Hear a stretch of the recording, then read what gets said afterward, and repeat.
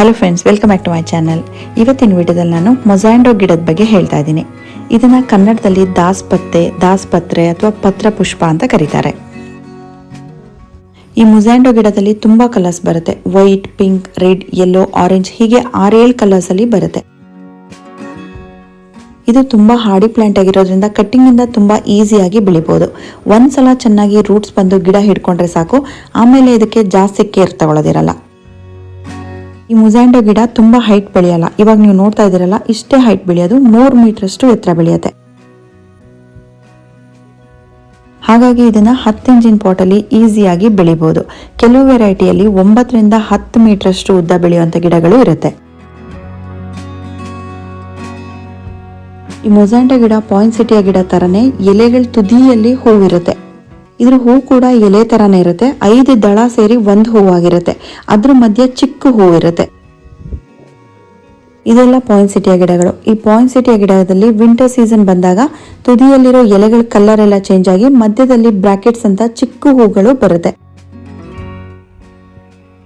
ಆದ್ರೆ ಈ ಮೊಸಾಂಡೋ ಗಿಡದಲ್ಲಿ ಸಮ್ಮರ್ ಸೀಸನ್ ಶುರುವಾದಾಗ ತುದಿಯಲ್ಲಿರೋ ಎಲೆಗಳ ಕಲರ್ ಚೇಂಜ್ ಆಗಿ ಮಧ್ಯದಲ್ಲಿ ತುಂಬಾ ಚಿಕ್ಕ ಹೂ ಬರುತ್ತೆ. ಇದರಲ್ಲಿ ಮಾರ್ಚ್ ಅಥವಾ ಏಪ್ರಿಲ್ ಟೈಮಲ್ಲಿ, ಸಮ್ಮರ್ ಶುರುವಾಗೋ ಟೈಮಲ್ಲಿ ಹೂ ಬರೋಕ್ಕೆ ಶುರುವಾಗುತ್ತೆ.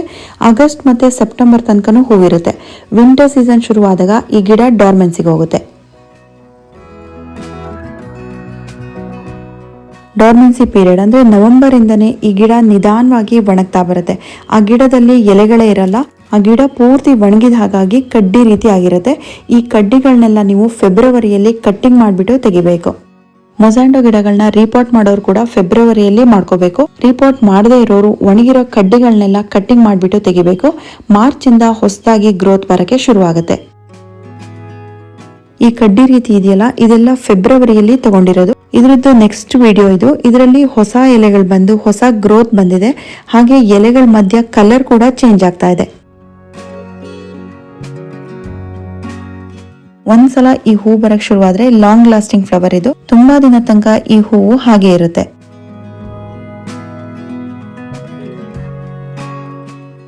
ಇನ್ನು ಪಾಟ್ ಮಿಕ್ಸಿಂಗ್ ಬಗ್ಗೆ ಹೇಳೋದಾದ್ರೆ 50% ಅಷ್ಟು ಮಣ್ಣು ತಗೋಬೇಕು.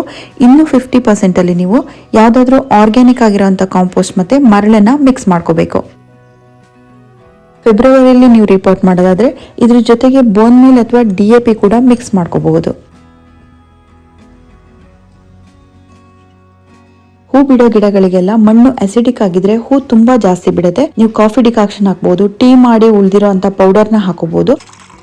ಇಲ್ಲಿ ನಾನು ಮಿಕ್ಕಿರೋ ಅಂತ ಕಾಫಿ ಡಿಕಾಕ್ಷನ್ಗೆ ಇನ್ನೂ ಸ್ವಲ್ಪ ನೀರನ್ನ ಮಿಕ್ಸ್ ಮಾಡಿಬಿಟ್ಟು ಹಾಕ್ತಾ ಇದ್ದೀನಿ.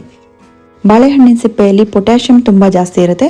ಬಾಳೆಹಣ್ಣಿನ ಸಿಪ್ಪೆನ ಬಿಸಿಲಲ್ಲಿ ಚೆನ್ನಾಗಿ ಡ್ರೈ ಮಾಡಿಬಿಟ್ಟು ಅದ್ರ ಪೌಡರ್ನ ಹಾಕಿದ್ರೆ ತುಂಬಾ ಚೆನ್ನಾಗಿ ಹೂ ಬರುತ್ತೆ.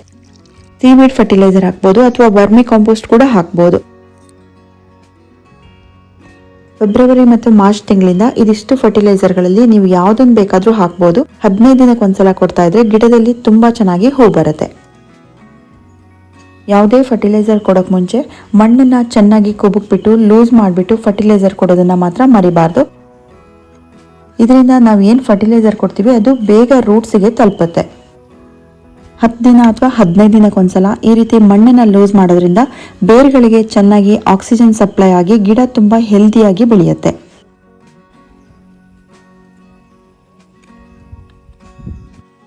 ಈ ಮೊಸಾಂಡೋ ಗಿಡದಲ್ಲಿ ಹೈಬ್ರಿಡ್ ವೆರೈಟಿ ಅಥವಾ ಡಾರ್ಫ್ ವೆರೈಟಿ ಕೂಡ ಬರುತ್ತೆ. ಇಲ್ಲಿ 2ನೇ ಗಿಡ ನೋಡ್ತಾ ಇದೀರಲ್ಲ, ಇದು ಡಾರ್ಫ್ ವೆರೈಟಿ ಗಿಡ. ಇದು ಹೇಗ್ ಗೊತ್ತಾಗುತ್ತೆ ಅಂದ್ರೆ ಡಾರ್ಫ್ ವೆರೈಟಿಯಲ್ಲಿ ಎಲೆಗಳ ಸೈಜು ಚಿಕ್ಕದಾಗಿರುತ್ತೆ. ಹೂವಿನ ದಳಗಳ ಸೈಜ್ ಕೂಡ ಚಿಕ್ಕದಾಗಿರುತ್ತೆ. ರೆಡ್ ಕಲರ್ ಕಾಣಿಸ್ತಾ ಇದೆಯಲ್ಲ, ಇದು ಲೋಕಲ್ ವೆರೈಟಿ.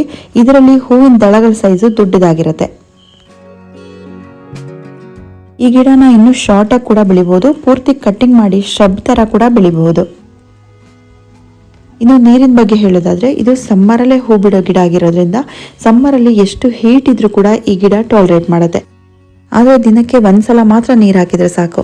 ನೀರು ತುಂಬಾ ಜಾಸ್ತಿಯಾಗಿ ಓವರ್ ವಾಟರಿಂಗ್ ಆದ್ರೂ ಕೂಡ ಗಿಡದಲ್ಲಿ ಹೂ ಬಿಡೋದು ಕಡಿಮೆ ಆಗುತ್ತೆ. ಈ ವಿಡಿಯೋದಲ್ಲಿ ಹೇಳಿರೋ ಅಷ್ಟು ಟಿಪ್ಸ್ನ ಫಾಲೋ ಮಾಡಬೇಕಾಗಿರೋದು ಪಾಟ್ ಅಲ್ಲಿ ಬೆಳೆದಿರೋ ಅಂತ ಮೊಸಾಂಡೋ ಗಿಡಕ್ಕೆ ಮಾತ್ರ. ಗ್ರೌಂಡ್ ಅಲ್ಲಿ ಬೆಳೆದಿರೋ ಅಂತ ಮೊಸಾಂಡೋ ಗಿಡಕ್ಕೆ ಯಾವುದೇ ರೀತಿ ಕೇರ್ ತಗೋಬೇಕಾಗಿಲ್ಲ. ಇದು ತುಂಬಾ ಹಾರ್ಡಿ ಪ್ಲಾಂಟ್ ಆಗಿರೋದ್ರಿಂದ ಸೀಸನ್ ಮುಗಿದೋದ್ಮೇಲೆ ಗಿಡನ ಪೂರ್ತಿ ಕಟ್ಟಿಂಗ್ ಮಾಡಿದ್ರೆ ಫೆಬ್ರವರಿಯಿಂದ ಹೊಸ ಗ್ರೋತ್ ಬರಕ್ಕೆ ಶುರುವಾಗುತ್ತೆ. ಮಾರ್ಚ್ ಇಂದ ಹೂ ಬರಕ್ಕೆ ಶುರುವಾಗುತ್ತೆ. ಸೊ ಫ್ರೆಂಡ್ಸ್, ಈ ಮೊಸಾಂಡೋ ಗಿಡದ ಬಗ್ಗೆ ಇಷ್ಟೇ ಹೇಳೋಕ್ಕಿರೋದು. ಈ ವಿಡಿಯೋ ನಿಮಗೆ ಇಷ್ಟ ಆಗಿರ್ಬೋದು ಅಂತ ಅಂದ್ಕೊಳ್ತೀನಿ. Thank you for watching.